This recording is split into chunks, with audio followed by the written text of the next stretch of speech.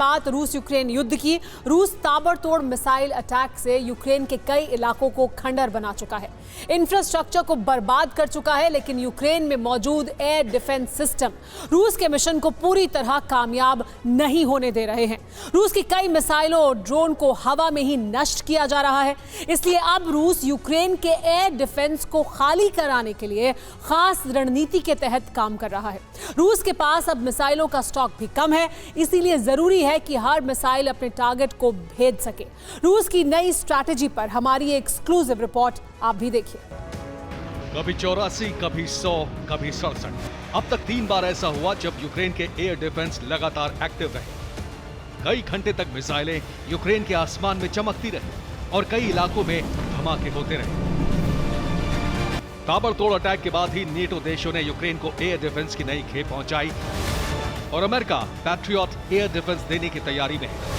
NATO देशों की मदद से यूक्रेन के कई इलाकों में एयर डिफेंस की तैनाती है और रूस के लिए मिसाइल अटैक और फाइटर विमानों से हमला करना मुश्किल हो रहा है। अब खुलासा हुआ है कि रूस ने मिसाइल अटैक की स्ट्रैटेजी बदल दी है। रूस के हमले के तरीकों से पता चलता है कि रूस जानबूझकर यूक्रेन के एयर डिफेंस को खाली करने की रणनीति पर काम कर रहा है। रिपोर्ट के मुताबिक रूस लालच दो और हमला करो की नीति पर काम कर रहा है। लालच देने के लिए रूस स्कंदर और कैलिबर मिसाइल का इस्तेमाल कर रहा है। स्कंदर और कैलिबर मिसाइलें यूक्रेन के एयर डिफेंस के लिए चारे का काम करती हैं, जबकि यूक्रेन पर अटैक के लिए रूस अपनी KH-31 मिसाइलों का इस्तेमाल कर रहा है। अब रूस की रणनीति को ठीक से समझिए। रूस पहले स्कंदर और कैलिबर मिसाइलों को फायर करता है। यूक्रेन में मौजूद नेटो देशों के एयर डिफेंस का रडार आसमान में मिसाइल डिटेक्ट करता है और एयर डिफेंस से फायरिंग शुरू हो जाती है। असल में रूस अपनी मिसाइल का इस्तेमाल सिर्फ एयर डिफेंस की लोकेशन लेने के लिए करता है। एयर डिफेंस के एक्टिव होते ही रूस अपनी एंटी रेडिएशन मिसाइल को फायर करता है और एयर डिफेंस को ही निशाना बना लेता है। एंटी रेडिएशन मिसाइल हवा से दागी जाती है। मिसाइल एयर डिफेंस के रडार पर प्रहार करती है। रूस के KH-31 और KH-31P मिसाइलें हैं। रूस के पास सुखोई 35S फाइटर्स हैं, जिसके जरिए हवा से KH-31 मिसाइलें दागी जा रही हैं। रूस भले ही ऐसे हमलों के दौरान अपनी स्कंदर और कैलिबर मिसाइलें गंवा रहा हो, लेकिन एयर डिफेंस को खत्म करना उसके लिए बड़ी कामयाबी है, क्योंकि यूक्रेन के पास बहुत अधिक एयर डिफेंस नहीं है। एक इलाके में एयर डिफेंस को तबाह करने के बाद रूस उस इलाके में कई मिसाइल और ड्रोन अटैक करने में कामयाब हो जाता है। यही वजह है कि अब यूक्रेन रूस की मिसाइल अटैक के बावजूद अपने एयर डिफेंस को एक्टिव नहीं कर रहा है। एयर डिफेंस का इस्तेमाल अब सिर्फ बड़े हवाई हमले के दौरान करने के निर्देश दिए गए हैं। हालांकि रूस सिर्फ पूर्वी यूक्रेन में KH-31 मिसाइल से अटैक कर रहा है, क्योंकि इसके लिए रशियन फाइटर्स को यूक्रेन के एयर स्पेस में नहीं आना पड़ता।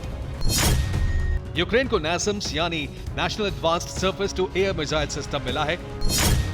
स्पेन ने यूक्रेन को made in Italy Aspide air defence system की सप्लाई दी है। जर्मनी का IRIS-T एयर डिफेंस सिस्टम पहले से ही यूक्रेन की सुरक्षा में तैनात है। यूक्रेन के पास पहले से S-300 एयर डिफेंस भी है। अब अहम स्ट्रैटेजिक पोजीशंस पर एयर डिफेंस की तैनाती है। सबसे बड़ी तैनाती राजधानी कीव में है।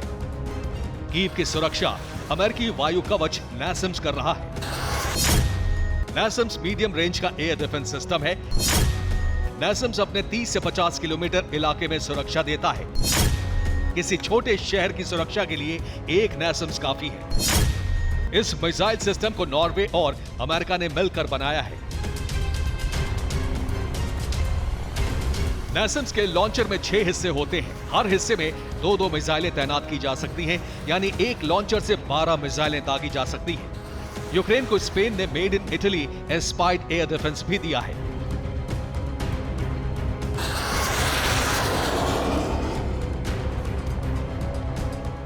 एस्पाइड भी मीडियम रेंज का एंटी एयरक्राफ्ट मिसाइल सिस्टम है। जमीन पर रहकर ये हवा में मौजूद दुश्मन के विमान, हेलीकॉप्टर या ड्रोन को गिरा सकता है। इससे पहले जर्मनी ने भी यूक्रेन को क्रूज मिसाइलों से बचने के लिए IRIS-T एयर डिफेंस सिस्टम दिया था। IRIS-T मीडियम रेंज का एयर डिफेंस सिस्टम है। इसकी रेंज करीब 40 किलोमीटर की होती है। यह हवा में 20 किलोमीटर की ऊंचाई पर मिसाइलों को नष्ट करता है। ये मिसाइल सिस्टम को 360 डिग्री लॉन्चर के साथ तैनात किया जाता है। आईआरएस-T एयर डिफेंस सिस्टम एक ही बार में कई लक्ष्यों को निशाना बना सकता है। जर्मनी का आईआरएस-T डिफेंस सिस्टम 3 ट्रकों पर लोड होता है। 360 डिग्री लॉन्चर होने की वजह से ये किसी भी तरफ से आ रही मिसाइलों को नष्ट करता है। खास बात यह है कि एक साथ दागी गई कई मिसाइलों को भी नष्ट कर देता है। यूक्रेन को ब्रिटेन से भी एयर डिफेंस मिलने वाला है। Britain अमराम anti aircraft missile Ukraine को देने वाला है। एयर डिफेंस और ताबड़तोड़ अटैक की वजह से रूस के हथियारों के गोदाम में अब मिसाइलों का स्टॉक बेहद कम बचा है। करीब एक हफ्ते पहले आई रिपोर्ट के मुताबिक रूस के मिसाइल जखीरे में 119 स्कंदर मिसाइलें बची हैं, जबकि युद्ध शुरू करने के दौरान 900 मिसाइलें थी। 347 3M55 मिसाइलें बची हैं, जबकि ये 470 थी। 500 कैलिबर मिसाइल में से अब 229 ही बची हैं। 370 KH-22 मिसाइलों में से 120 ही बाकी रह गई हैं। पुतिन के जखीरे से हर तरह की मिसाइलें कम हो गई हैं। मिसाइलें बनाने में काम आने वाले कुछ कंपोनेंट प्रतिबंधों की वजह से रूस को नहीं मिल रहे हैं, इसलिए मिसाइल प्रोडक्शन भी करीब करीब बंद है। इधर रूस की ताकत लगातार घट रही है तो अमेरिका, नेटो और बाकी समर्थक देशों की मदद से यूक्रेन ताकतवर होता जा रहा है। अमेरिका जंग के मैदान में अब और ज्यादा नैसम्स और हाइमार्स मिसाइल सिस्टम भेज रहा है। ब्रिटेन ने भी ब्रिमस्टोन मिसाइलों की शूटिंग रेंज बढ़ाकर यूक्रेन को सौंप दी है, लेकिन अब यूक्रेन के लिए भी हथियारों का संकट खड़ा हो सकता है। एक रिपोर्ट के मुताबिक नेटो संगठन के वैसे तो कुल 30 देश हैं, मगर 20 देश यूक्रेन को रूस के खिलाफ जंग लड़ने के लिए टैंक, गोला बारूद, मिसाइलें सप्लाई कर रहे थे। पोलैंड के रास्ते यूक्रेनी डिफेंस को हथियारों की खेप पहुंचाई जा रही थी, मगर अब इन देशों के बारूदी गोदाम करीब करीब खाली हो चुके हैं। नेटो के इन 20 देशों के पास अब ना ही गोला बारूद बचा है और ना ही जंग लड़ने वाले वेपन्स।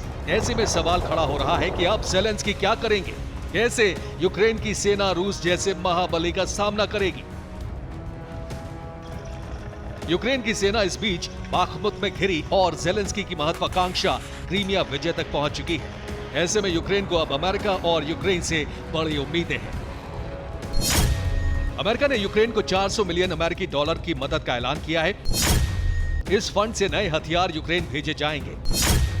नई खेप में हाईमार्स सिस्टम के लिए मिसाइलें भेजी जा रही हैं। नैसम्स एयर डिफेंस सिस्टम के लिए भी मिसाइलें भेजी जाएंगी। 200 हाई प्रिसिशन 155 mm की मिसाइलें आ रही हैं। 20 लाख राइफल की गोलियां भेजी जाएंगी। थर्मल इमेजिंग से लैस 150 हैवी मशीन गन मिलने वाली है। 150 आर्मर्ड व्हीकल भी यूक्रेन को मिलेंगे। सबसे खास ये कि यूक्रेन को हार्म मिसाइल सिस्टम की नई खेप भी मिलने वाली है। अमेरिका और ब्रिटेन दूसरे नेटो देशों से भी हथियार सप्लाई की अपील कर रहे हैं। रूस ने अपनी मिसाइलों का प्रोडक्शन तेज कर दिया है। 9 महीने बाद हथियारों के स्टॉक में कमी जरूर है, लेकिन माना जा रहा है कि अभी अगले महीने तक युद्ध लड़ने में न रूस पीछे हटेगा और न ही अमेरिका यूक्रेन को कमजोर पड़ने देगा। Bureau report, TV9 Bharatvarsh.